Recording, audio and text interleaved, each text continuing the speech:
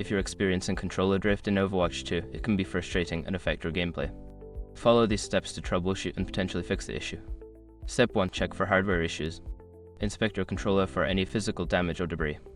Clean around the analog sticks with compressed air or soft cloth to remove any dirt that might be causing the drift.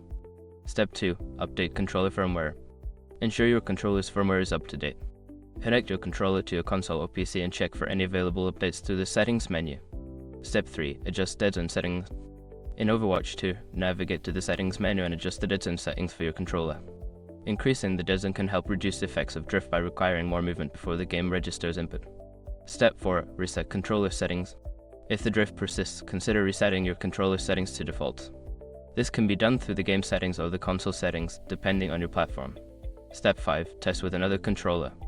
If possible, test the game with a different controller to determine if the issue is with the original controller or the game itself. If the second controller works fine, you may need to replace or repair the first one. By following these steps, you should be able to address controller drift in Overwatch 2 effectively.